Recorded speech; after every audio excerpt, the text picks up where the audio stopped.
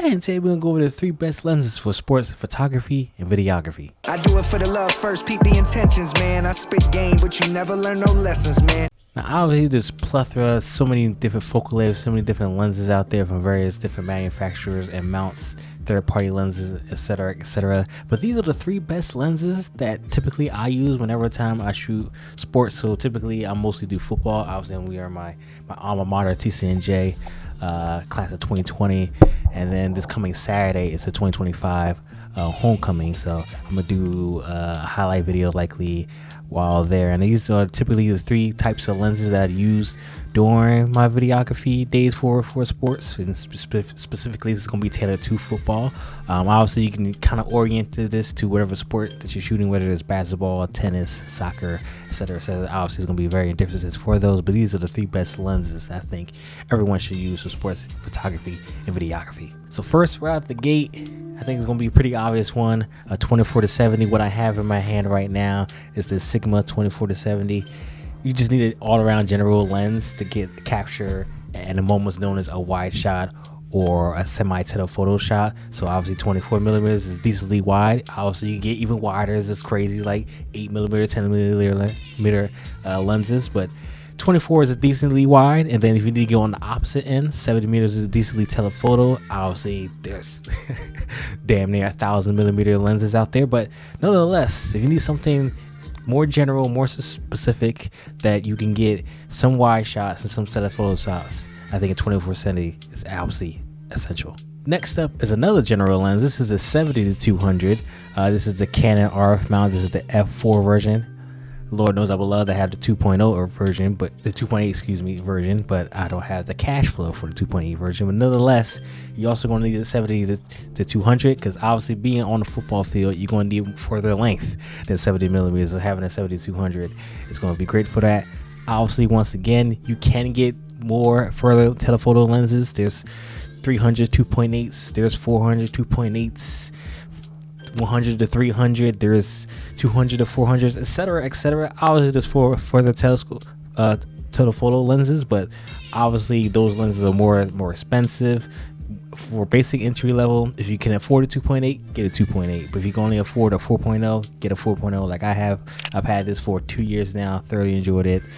Like I said, 2.8 would be lovely, but 4.0 does just fine, especially when you're on a football field, because obviously on a football field you're outside. Even at nighttime, 4.0 can be decently well as well. And yeah, it just gives you that further extension, just like the 24-70. It's a variable in zoom, so if they come up a little bit closer to you, you can zoom out. If they get a little bit further, you can zoom in. Obviously 200 millimeters, because sometimes it's not enough, but you can do just fine. You can do just fine. You just need to move around yourself. You can't be in the back of the end zone all the time on the opposite side of the field. You have to move around. You only have a 70-200. So I think obviously to complement the 24-70, you use a 70-200. That's what I do. I typically have 2 cameras, so I use like my R6 here on one hand, and then if I have another camera, or if I'm using my video camera, I use my C70 here. So I use my C70 as the primary, and then I have my Canon R6 as a secondary. So it'd be like 70-200 on one, 24-70 on another. So at a moment's notice, if I need something telephoto or something more closer, I just have it at a moment's notice, and I can have that variable zoom to support it. So 24-70 and 70-200 just supports one another. And lastly, this one is up to you. This one is going to be one that it's going to be your favorite focal length. So this is going to be a prime focal length that you have here. This can be a 24 prime, a 35 prime, 50 prime, 85 prime, whatever that prime might be, whatever focal length is your favorite, definitely pick that up. This one here is my Sigma 50 millimeter 1.4. 50 millimeters is personally my favorite prime focal length. So I just suggest get whatever prime focal length that you love. A lot of people love the 35 or the 24 typically, from what I hear from sports, if they would have to pick one prime because it's decently wide and it gives a good unique image. I just generally love 50 millimeters all the way around. So no matter what capacity it might be, from portraits to sports to interviews, whatever the case may be, I typically lean to the 50 millimeter after I just absolutely had to pick one. But this is optional. It's just a choice of option in which whichever prime focal length you love, whether it's 24, 85, or anywhere in between, whatever that focal length is, get a prime version of that, and I think it'll be good. It's just because of the prime focal length, whether it's a 1.2, 1.4, 1.8, 2.0 aperture, as long as there's a lower f-stop or a high f-stop, faster f-stop, depends on who you say and how that's supposed to be worded. That just the shadow depth of field, wherever the focal length is going to be grateful, because typically we have these telephoto lenses. They're usually at bare minimum maybe a 2.8 if you're lucky. There's some specialty that have like 2.0s, but most of the time those 2.8s.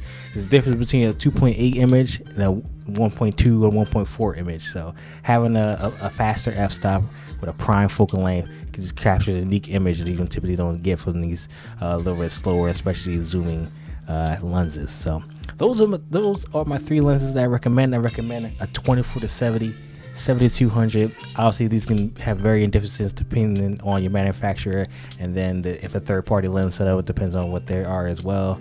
And obviously, like a 70-200, like I mentioned, you get a further telephoto lens if you can afford it. But it'd be a 24-70, 70-200, and then a prime focal length of your choice. Once again, it'd be a 24, 35. 70, 85, whatever the case would be, whatever your favorite prime focal length is, get that and a focal length of the lens. And I think these 3 lenses are the best setups for sports photography and videography. So if you produce a video, I got more content like this always coming soon, so please subscribe. I'm so excited for the homecoming game this coming Saturday.